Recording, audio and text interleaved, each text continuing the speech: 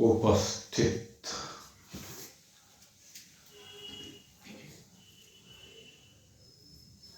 भगवत चरणारविंदों में अपने मन को लगाकर निज स्वरूप की ओर प्रस्थान करते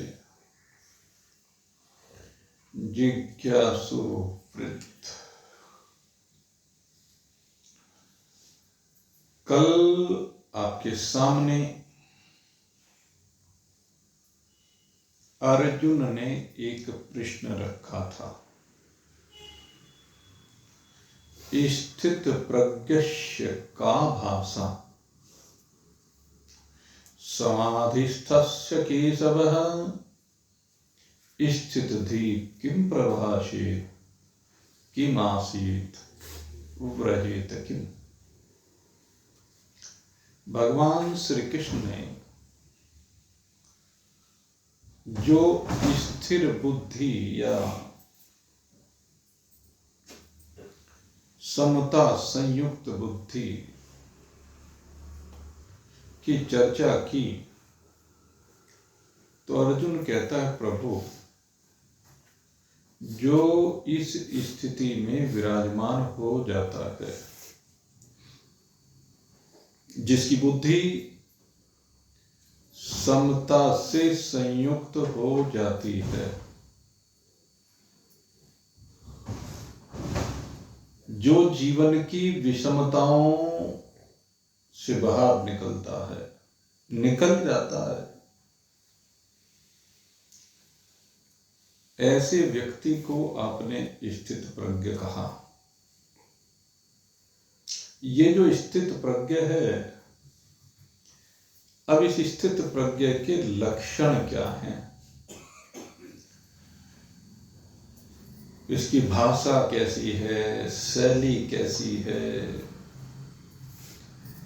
बोलने का जो ढंग है वो शैली कहलाता है, कैसे वो बैठता है। और इसमें सारे प्रश्न आ जाते हैं, जिसमें नहीं पूछा गया वो भी आ जाता है। उसका चलना कैसा है, उसका खाना कैसा है, उसका समाज में बैठना कैसा है, उसका बोलना कैसा है, उसकी सहनशीलता कैसी है, इत्यादि इत्यादि इत्यादि। तो आज भगवान अर्जुन के प्रश्न का उत्तर दे रहे हैं। और अर्जुन के प्रश्न का उत्तर देने से पहले भगवान स्थित प्रज्ञ को बता रहे हैं कि कौन है, क्योंकि स्थित प्रज्ञ शब्द अभी पहले नहीं आया इसमें। ये स्थित प्रज्ञ है, जो शब्द है वो अर्जुन ने दिया है। यद्यपि इसको भगवान ने समत्व बुद्धि के नाम से कहा है, बात ही कही है। स्थित प्रज्ञ जो स्थिर बुद्धि वाला है, अर्थात जिसकी बुद्धि कहां पर स्थिर है, परमात्मा में, उसकी बात कर रहे हैं। तो स्थित प्रज्ञ के लक्षण बताने से पहले उस स्थित प्रज्ञ की जो बिल्कुल उस भाव में स्थित है, उस स्थिति में विराजमान है, भगवान उसके बारे में बताने जा रहे हैं। श्री भगवान वाच परजहाति यदा कामान सर्वान पार्थ मनोगतान आत्मन्नेव आत्मनः तुष्टः स्थित प्रज्ञस्तदोच्यते। स्थित प्रज्ञस्तदोच्यते।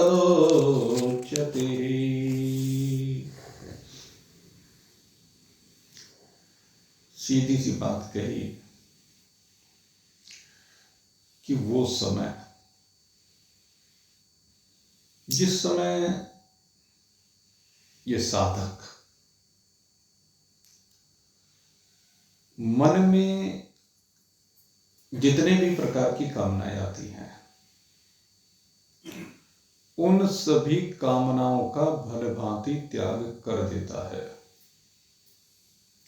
और फिर अपने आप से अपने आप में ही संतुष्ट रहता है। तो उस समय जानना चाहिए कि ये साधक स्थिर बुद्धि वाला हो गया, स्थिर बुद्धि वाला हो गया।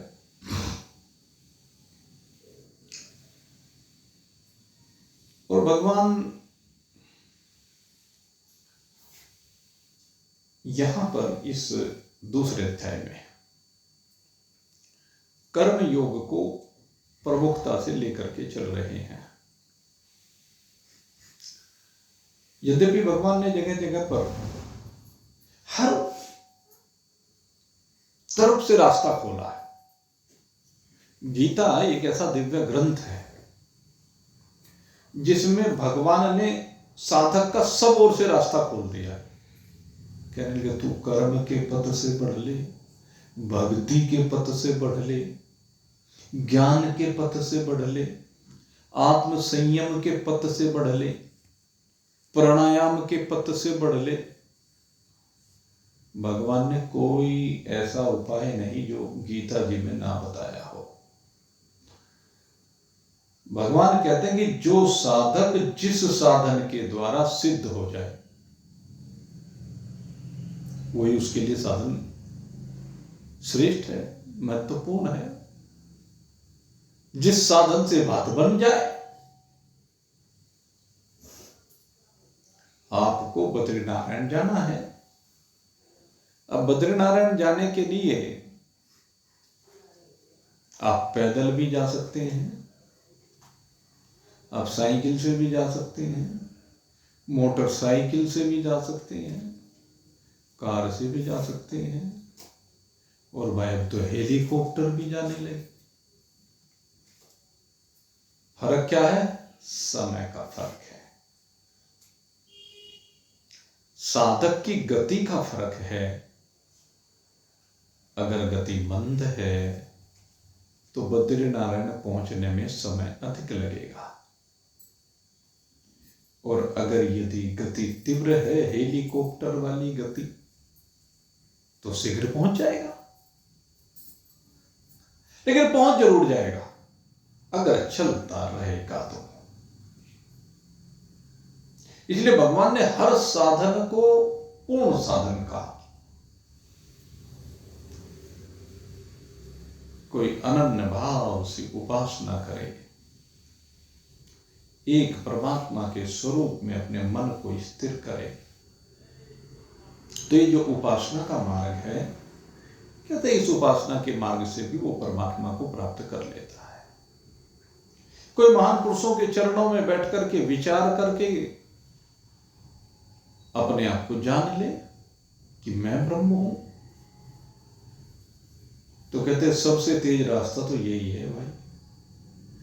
जैसे आप हेलीकॉप्टर का रास्ता कहो, हवाई जहाज का रास्ता कहो, या इससे ऊपर वो क्या कहते हैं अंतरिक्ष में जाते हैं, जेट प्लेन कह लो भाई, रॉकेट कह लो, जो भी आप कहना चाहो सो क्या। क्योंकि सबसे सीधी गति तो ज्ञान योग की है। बाकी जितने साधन हैं वो आपको धीरे धीरे पहुंचा तो देंगे, लेकिन समय लगेगा।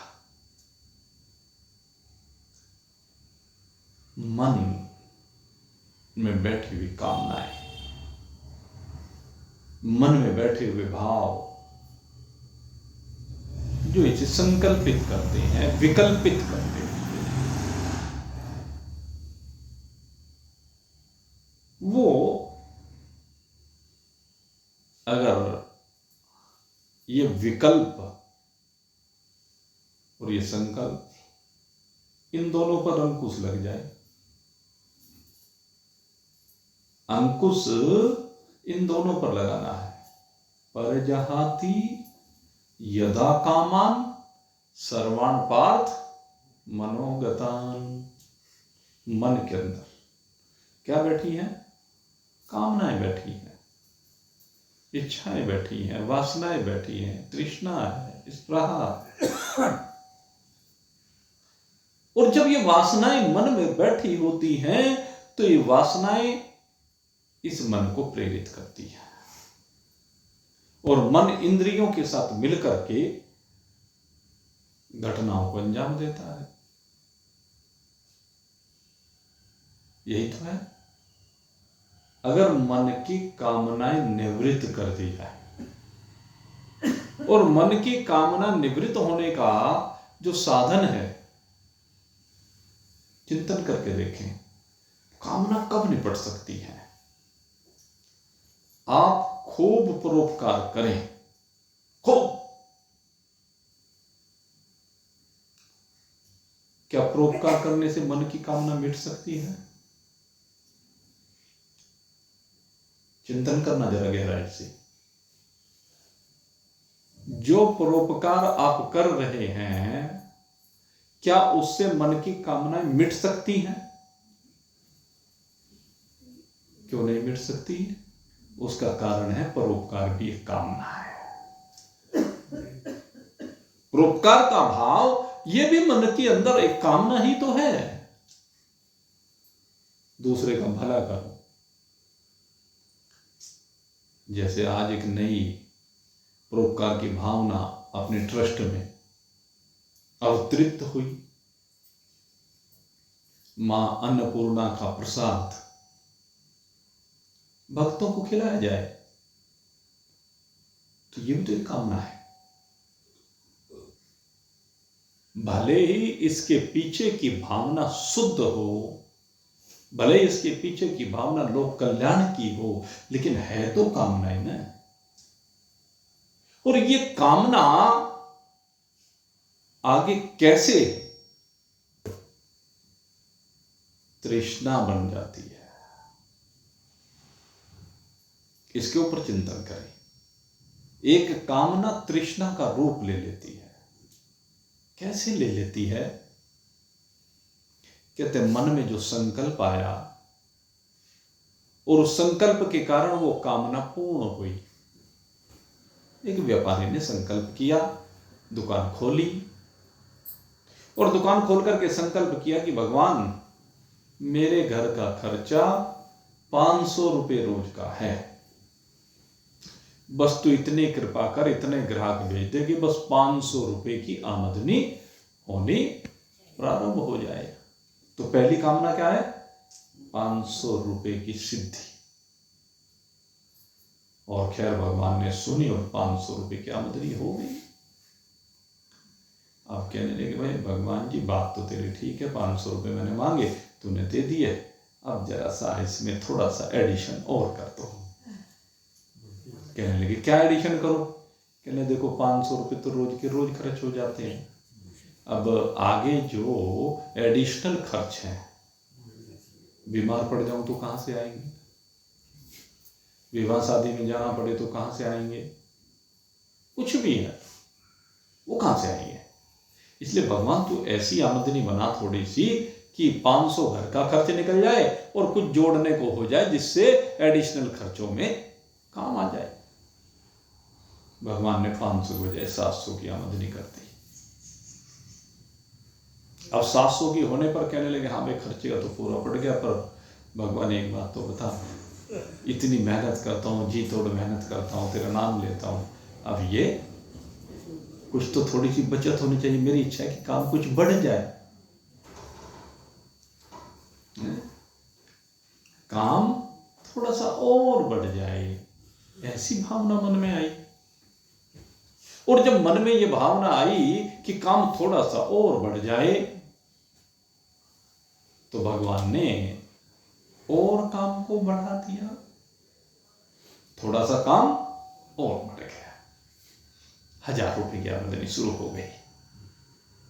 अब जब 1000 रुपये की आमदनी प्रारंभ हुई तो उसमें भी संतुष्टि नहीं है।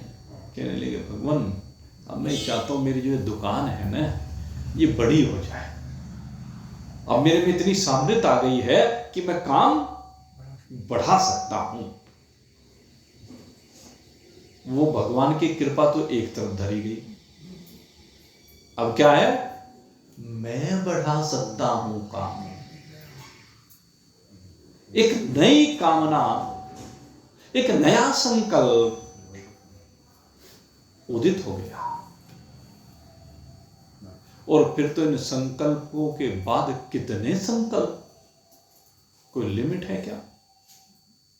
पहले 1 फैक्ट्री लगी, फिर 2 फैक्ट्री लगी, फिर 10 लगी, फिर 20 लगी, फिर 50 लगी। योग के माध्यम से आगे बढ़ने वाला महान पुरुष योग के सूत्र को भूल गया। चित्तवृत्ति निरोधस्य योगः। बड़े योग, चित्त की वृत्ति को रोकना। और चित्त की वृत्ति को रोकने के लिए सारी दुनिया को प्राणायाम में लगा दिया, क्योंकि प्राणायाम सबसे बेस्ट साधन है चित्त की वृत्ति को रोकने का। क्योंकि मन जब भी इस संसार में जाता है तो प्राणों के पंखों पर बैठ करके यात्रा करता है, और जब इन प्राणों पर अंकुश लगा दिया जाता है तो मन पर अंकुश लग जाता है। सबके मन पर तो अंकुश लगाने का प्रयास किया, लेकिन अपने मन पर अंकुश नहीं लगा पाया। कहने लगे इस योग के साथ भाई सारी बीमारियां योग से दूर होती हैं। पहले तो ये कहा, लेकिन फिर कहा नहीं भाई, केवल योग से दूर नहीं हो सकती, कुछ देसी दवाइयां साथ में जोड़ लो। और चलो तुम कहां से लाओगे, मैं ही बनवा के दे देता हूं, भावना शुभ है। लेकिन योग प्लस योग के साथ दूसरी भावना जुड़ गई, औषधि हो गई। और औषधि के बाद सोचा भाई औषधि तो खूब बिकने लगी, बढ़िया व्यापार बन गया, मुझे अपने लिए कुछ नहीं चाहिए। राष्ट्र प्रेम की भावना है, राष्ट्र का भला करने की भावना है। तो इस तरह की जो भावनाएं मन में आई, उसके कारण से सोचा रहे ये विदेशी लूट जो हो रही है इसे बंद करो, इससे बढ़िया अपने देश का अपने देश में रह जाए। भाई बोलो मत, आराम से चुपचाप ले आओ। तो भावना कौन सी बन गई कि देश का भला हो, और देश के भले के लिए उसने और प्रोडक्ट, गरम है। हाँ, ज्यादा गर्म हो तो नीचे रख दीजिए, कोई बात नहीं ज्यादा गरम नहीं, ठीक है, कोई बात नहीं।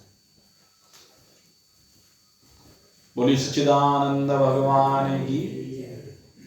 तो ज्यादा भला करने के लिए, देश का भला करने के लिए और प्रोडक्ट, और कौन कौन से प्रोडक्ट, कोई ऐसी लाइन नहीं जिसके प्रोडक्ट ना निकालते हो, कि सारा बिजनेस हमारे हाथ में आ जाए। आने लगा। ये क्या है,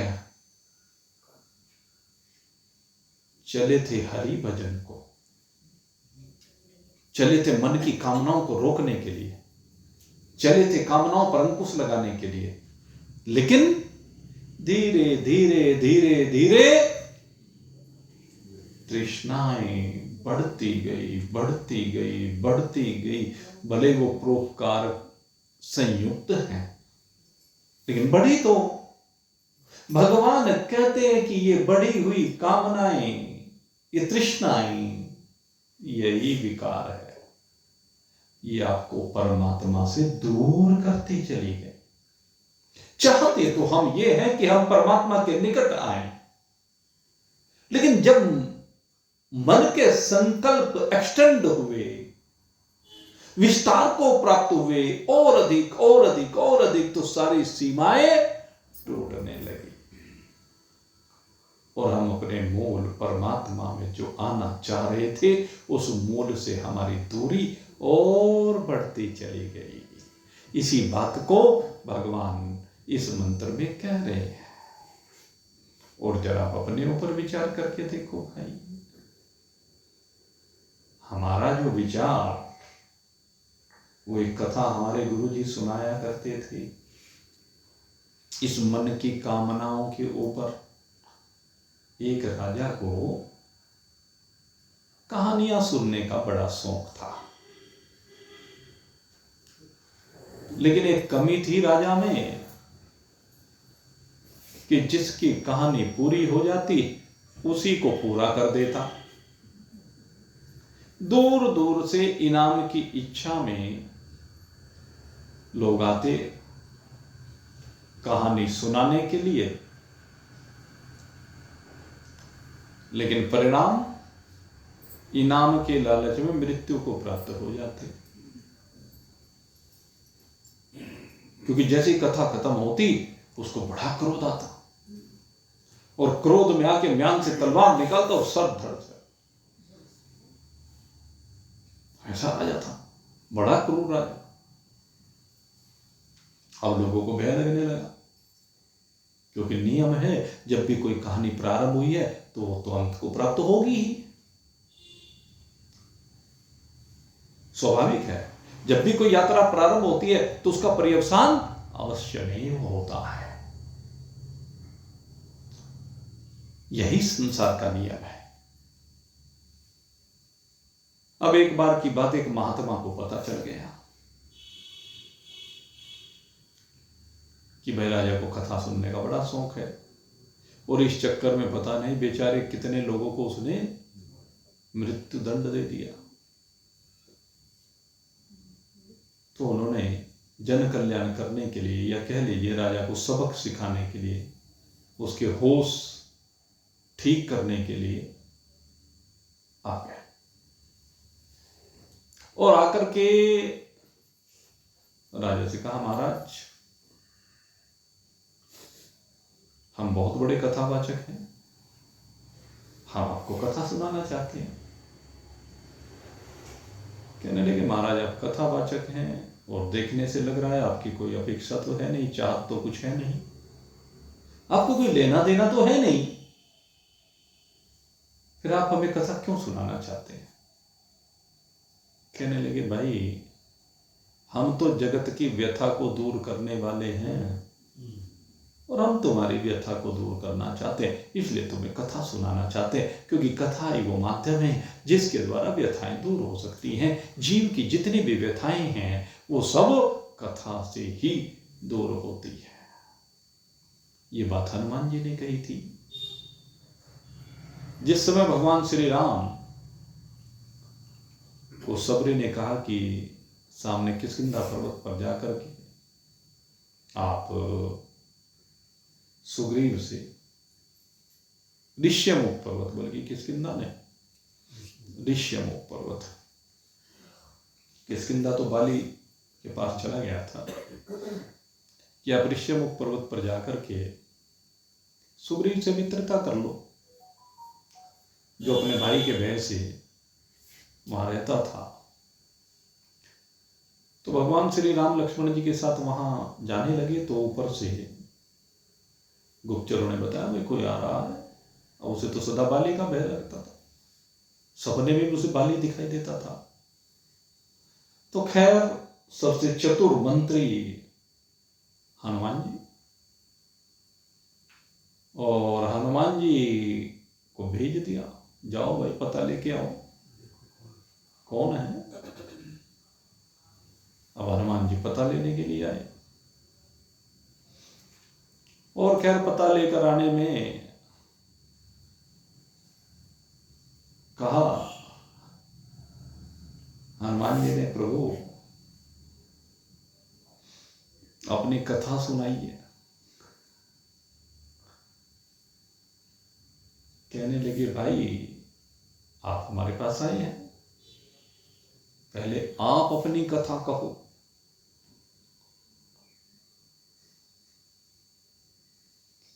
कहने लगे, प्रभु कथा तो आपकी होती है, हम तो जीव हैं, हमारी तो व्यथा होती है। हनुमान जी ने कहा, प्रभु हमारी तो व्यथाएं हैं और हम आपकी कथा सुनना चाहते हैं और आपके श्रीमुख से सुनना चाहते हैं, जिससे हमारी व्यथाएं दूर हो जाएं। इसलिए मैं आपके पास आया हूं। जीव को अपनी व्यथा को दूर करने के लिए भगवान की कथा में डूबना पड़ता है, और जब ये जीव भगवान की कथा में डूबता है तो इसकी सारी व्यथाएं दूर हो जाती है। तो कथा का प्रयोजन है व्यथा को दूर करना। हे राजन, हम तुम्हारे जीवन की व्यथाओं को दूर करना चाहते हैं, इसलिए तुम्हें कथा सुनाना चाहते। निरीक्षण ही, हमें आपसे कोई इनाम कर लालच ही नहीं है। क्या करेंगे हम इनाम का? हमारे जो सब कंकड़ पत्थर है।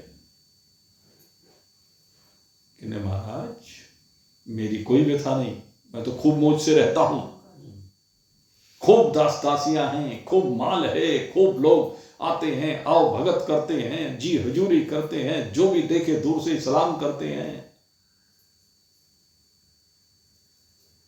कहने लगे, महाराज जो कथा हम सुनाएंगे ना, उस कथा को सुनने के बाद ही तुम्हें पता चलेगा कि तुम कितने व्यथित हो। अभी तो तुम्हें पता ही नहीं है। भय निद्रा और मैथुनम च समानी तत् पशु भी नाराणाम। अभी तुम्हें बुद्धि मिली कहां है? तुम तो भोगों में लगे हुए हो, तुम तो सोने में लगे हुए हो, किसी को भयभीत कर रहे हो, किसी से भयभीत हो रहे हो, संसार के भोगों को भोगने में तुम भूल गए हो। तुम इसी को आनंद समझते हो, सुख समझते हो, लेकिन ये महान कष्टकारी है, बड़ा दुख देने वाला है। इसलिए मैं कहता हूं मैं तुम्हें कथा सुनाऊंगा। कहने, अच्छा महाराज, जब आप जिद पर अड़ ही रहे हैं, मान ही नहीं रहे हैं, तो चलो आप सुनाओ भाई कथा। बैठते हम, पर एक बात समझ लो, मेरा नियम है, अगर यदि कथा खत्म हो गई तो आपको खत्म कर दिया जाएगा। अरे महाराज, क्यों परेशान हो रहे हो? कथा हमारी कभी खत्म होगी ही नहीं, क्योंकि हम तो अनंत हैं, असीम हैं, अपार हैं, अनादि अनंत, मैं तो परम ध्रुवम। हम तो वो महान तत्व हैं जिसका कभी अंत होता ही नहीं है। इसलिए हमारी कथा कौन समाप्त कर सकता है? अरे कथाएं तो जीव की रोज खत्म होती है, रोज समाप्त होती है। एक शरीर में बैठ करके यात्रा करता है कितने समय? अंतवंत इमे देहा। हे राजन, जितनी भी देहों में बैठ करके इसने यात्रा की है, सारी की सारी देह विनाशी है, सारी की सारी देह स्वप्न की भांति चले जाने वाली है। कोई भी देह यहां पर सदा रहने वाली नहीं है। चाहे इसने मनुष्य देह में बैठ करके यात्रा की, चाहे देवताओं की देह में बैठ करके यात्रा की, दानवों की देह में बैठ करके यात्रा की, पशु पक्षी कीट पतंग जलचर नभचर थलचर 84 लाख योनियों में किसी भी शरीर में बैठ करके यात्रा अगर इसने की है, तो अंतवंत इमे देहा, ये सारी की सारी देह नष्ट हो जाने वाली हैं। लेकिन हे राजन, मैं तुझे बताऊंगा, नित्यस्य युक्तः शरीरिण।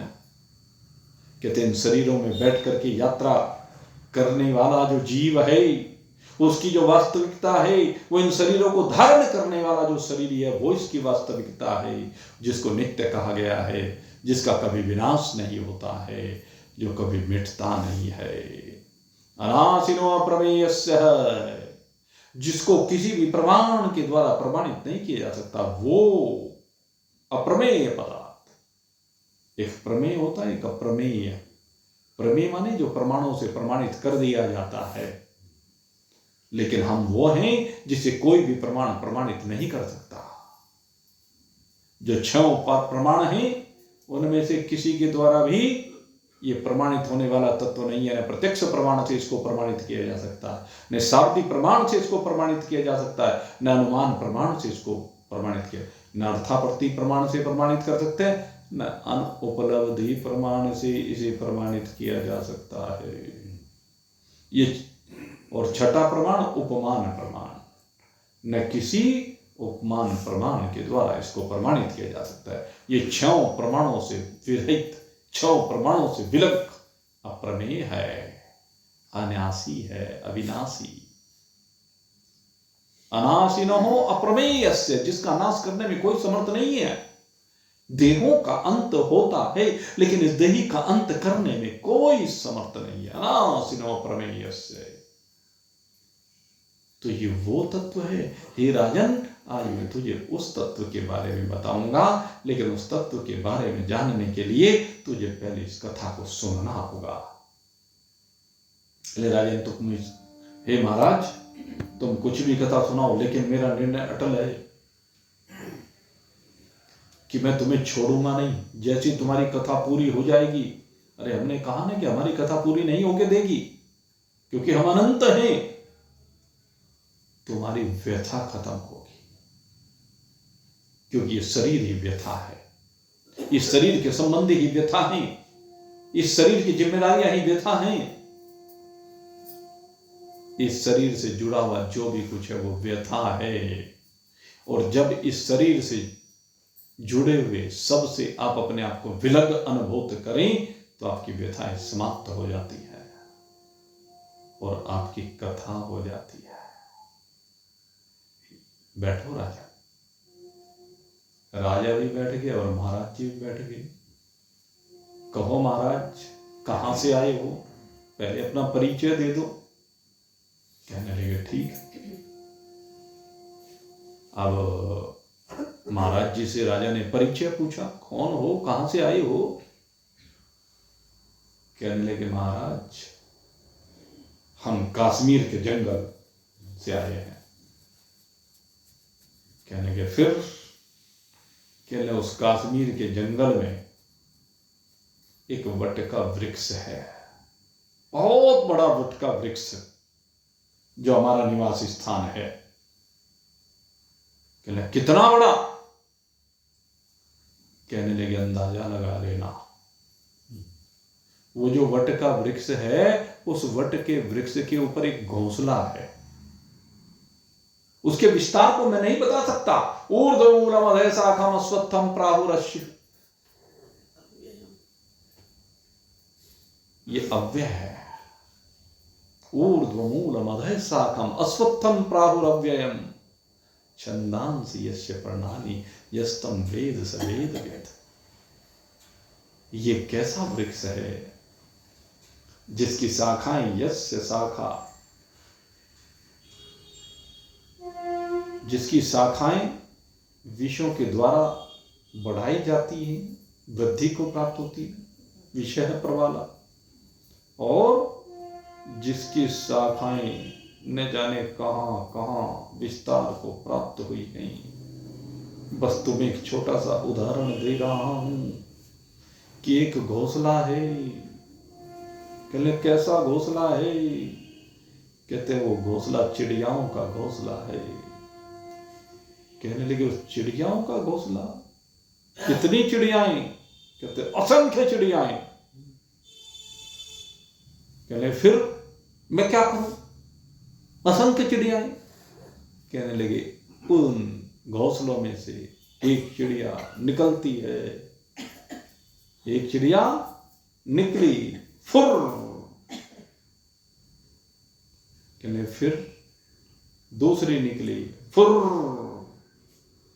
कहने फिर तीसरी निकली, फुर। फिर फुर, फिर फुर, फिर फुर। और कहने का मतलब सुबह से शाम हो गई। उसकी फिर और उसकी फुर खत्म नहीं होगी थी। राजा बेचारा परेशान हो गया। कहने लगे क्या कथा सुना रहा है तू, किसकी कथा सुना है। मैंने तेरा परिचय पूछा था, परिचय तो बता रहा हूं। तेरी ये कथा क्यों नहीं निपट के देती है, तू चिड़ियाओं की कथा सुनाने लगा। कहने ये चिड़िया तेरे अंदर बैठी हुई है। राजन, ये सब चिड़ियाएं तेरे अंदर बैठी हुई हैं। एक शरीर मिला, फुर, दूसरा शरीर फिर तैयार है। देहिनोऽस्मिन् यथा देहे कौमारं यौवनं जरा तथा देहांतर प्राप्तिर्। एक पैर इस शरीर में है जो छोड़ना चाह रहा है इस शरीर को, और दूसरा पैर नए शरीर में चल रहा है। बस यहां से उठा और वहां रखा। यह है खेल इस जीवन का।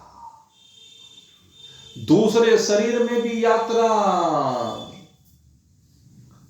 जैसे ही परिपूर्ण हुई, तीसरा फुर हो गया दूसरा शरीर। पहला शरीर फुर तो दूसरा मिला, दूसरा फुर तो तीसरा मिला, तीसरा फुर तो चौथा, चौथे से पांचवा, पांचवे छठा। आदमी से गधा बन गया, गधे से घोड़ा बन गया, घोड़े से गाय बन गया, भैंस बन गया, बकरी बन गया, कीड़ी बन गया, मकोड़ा बन गया, मच्छर बन गया, न जाने क्या क्या बन गया। बार बार इन शरीरों में से फुर होता है और फिर तेरी नई यात्रा प्रारंभ हो जाती है। ये फुर और फिर का खेल है। महाराज, ये तुम्हारी फुर कब बंद होगी? कहने लगे जब तेरी फिर बंद हो जाएगी। तेरी फिर के साथ ही मेरी फुर जुड़ी हुई है। अगर तेरी फिर बंद हो जाए तो मेरी फुर बंद हो जाए। लेकिन क्या कहना चाहते हो? कहते यही कहना चाहता हूं कि तू अपनी फिर को बंद कर, इस फिरकी को बंद कर, इस फिरकी को घुमाना बंद कर, क्योंकि इस फिरकी ने तुझे नचा के रख रखा है। यही है भगवान कहते हैं प्रजहाति यदा कामान सर्वान् पार्थ मनोगतान्। कहते हैं मन में बैठी हुई जितनी इच्छाओं की चिड़ियाएं हैं, कहते इन चिड़ियाओं को शांत कर, अपनी इच्छाओं को शांत कर, इस विस्तार को समाप्त कर, और विस्तार के बजाय जरा थोड़ा संकुचित हो, थोड़ा सिकुड़ना प्रारंभ कर, थोड़ा सा दूरी को कम करना शुरू कर। और देख जैसे जैसे तू दूरी को कम करेगा, ये संसार जो तुझे व्यथित कर रहा है, जो इतने विस्तार को प्राप्त हो गया था कि 100 रूप में दुखी कर रहा है। जितने ज्यादा संबंध जोड़ोगे ना उतने ज्यादा दुखी रहोगे, जितना ज्यादा समाज फैलाओगे ना उतना ही दुखी। एक मोटा सा उदाहरण दे देता हूं। आज तुम्हारे 100 आदमी संपर्क में हैं, तो उन 100 आदमियों के यहां ब्याह होगी, शादी होगी, मरना होगा, जीना होगा, तो उसमें जाओगे। 200 से संपर्क होगा तो 2 गुना हो गया, 1000 से संपर्क होगा। कई नेता किस्म के लोग संपर्क में आते हैं, और जब ये साहे चलते हैं ना, कहने लगे जी आज 15 कार्ड है, समझ में नहीं आ रहा क्या करूं।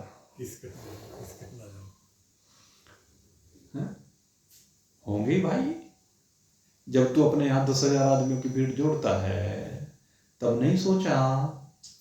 अब सारे दिन उसी में लगा रहता है, सामर्थ्य है या नहीं है, उधर काम टूट जाता है और इधर खर्चा बढ़ जाता है। ऐसे थोड़े ना निभाए जाते रिश्ते नाते। घर से गाड़ी निकालोगे, गाड़ी में बैठ के जाओगे, अच्छे अच्छे वस्त्र पहन के जाओगे, एक शादी से दूसरी में जाओगे, तीसरी में जाओगे, चौथी में जाओगे, बार बार वस्त्र बदलोगे कि नहीं बदलोगे? वस्त्र की धुलाई होगी कि नहीं होगी? प्रेस होगी कि नहीं होगी? छोटी छोटी बड़ी सूक्ष्म सी बात बताता हूं आपको। यही है, इन संबंधों को कम करो। क्या मिल रहा है इनसे? तुम सोचते हो कि तुम्हारी जय जयकार करके तुम्हारे पीछे झंडा लेकर के चलने वालों की फौज होगी। चल हो ही गई, क्या होगा? पता नहीं कितने राजा महाराजाओं के पीछे कितने सैनिकों की फौज चला करती थी, राजा की जय जयकार करते हुए ना वो फौज रही ना वो राजा रहे, सब काल के गाल में समा गए। तुम्हारा हस्र उनसे बढ़िया होगा क्या? यही होना है सबका हस्र। इसलिए मेरे मित्रों, कम करो, टेंशन को कम करो, तनाव को कम करना चाहते हो तो संसार को कम करो, इच्छाओं को कम करो, वासनाओं को कम करो, और लाते लाते लाते जरा अपने निकट आने शुरू करो, और फिर देखो तुम्हारे पास समय होगा, तुम्हारे मन में शांति होगी, और ये शांति ही तुम्हें सुख परोसेगी। क्योंकि जो समय तुम वहां लगा रहे थे, अब अपने केंद्र की ओर जब आना शुरू करोगे, अपने में जब आना शुरू करोगे, आत्मन्नेव आत्मनः तुष्ट। भगवान क्या करे? आत्मन्नेव आत्मनः तुष्ट, आत्मा से आत्मा में, किसी दूसरे के आश्रित नहीं। तुम्हें जब सुख मिलेगा तो अपने में मिलेगा। जब तुम ये सुख अपने अंदर लेना शुरू कर दोगे, अपने में लेना शुरू कर दोगे, स्थित प्रज्ञश्च तदोच्यते, तभी तुम स्थित प्रज्ञ कहलाओगे। तुम्हारी बुद्धि स्थिर हो जाएगी, एक परमात्मा में टिक जाएगी, एक परमात्मा के साथ मिल जाएगी, एक परमात्मा रूप हो जाएगी। अब तक जो परमात्मा से दूरी है, जो परमात्मा से विलगाव है, वो विलगाव समाप्त होकर के दोनों के बीच तादात्म्यता हो जाएगी, एक रूपता हो जाएगी, और आप कहेंगे शिवोहम शिवोहम शिवोहम।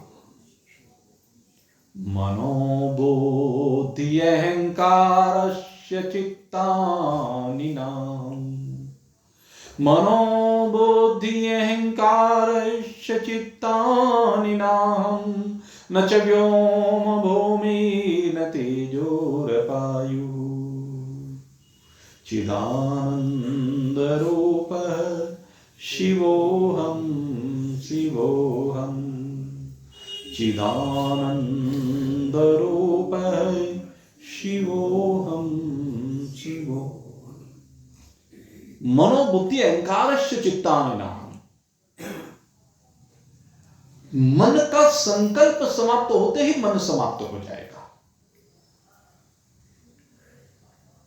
और मन के समाप्त होते बुद्धि समाप्त हो जाएगी, अहंकार समाप्त हो जाएगा, चित्त समाप्त हो जाएगा, एक चैतन्यता आ जाएगी। इनके समाप्त होते ही एक चैतन्यता होगी जो असीम होगी, अनंत होगी, अपार होगी, अखंड होगी, जो सबको प्रकाशित करने वाली होगी, जिसके प्रकाश में सब कुछ भासित हो रहा होगा। सारा खेल आपको नजर आएगा, और जब खेल नजर आएगा तो जेल समाप्त हो जाएगी, बंधन से मुक्ति हो जाएगी, सारी बेड़ियां कट जाएंगी। इसलिए परजहाति यदा कामान सर्वान पार्थ मनोगतान, जिस काल में तू मन में विराजमान इन कामनाओं से छुट्टी पा जाएगा, उसी समय तू स्थित प्रज्ञ हो जाएगा, स्थित प्रज्ञ की स्थिति में विराजमान होगा। तेरी बुद्धि निश्चल होकर के, निश्चल, निश्चल का मतलब जो चले नहीं, शांत हो जाए, परमात्मा में शांत हो जाए, परमात्मा में स्थिर हो जाए, परमात्मा में अचल हो जाए, उस बुद्धि को कहते हैं निश्चल बुद्धि। और जो साधक होता है उसे अपनी बुद्धि को ही स्थिर बनाना है, और बुद्धि को स्थिर बनाने का एक ही सूत्र है, कामनाओं से विरहितता। इसलिए मेरे मित्रों, कामनाओं से विरहित होकर के अपनी वास्तविकता को समझें। शरीर से भिन्न नित्यस्य युक्तः शरीरिण। आप कौन हैं? आप वो नित्य पदार्थ हैं, आप वो चैतन्य पदार्थ हैं, आप वो शुद्ध सच्चिदानंद पदार्थ हैं, आप आत्मा हैं। आप ये आत्मा जो परमात्मा ही है, उससे भिन्न और कुछ भी नहीं है। अपनी इस वास्तविकता को आप अनुभूत कीजिए और इस वास्तविकता को अनुभूत करके आनंद मनाइए। इन्हीं शुभ भावों के साथ आज का सत्संग आज यहीं पर पर्यवसान को प्राप्त हो रहा है। कल फिर आपकी सेवा में हाजिर होंगे भाई।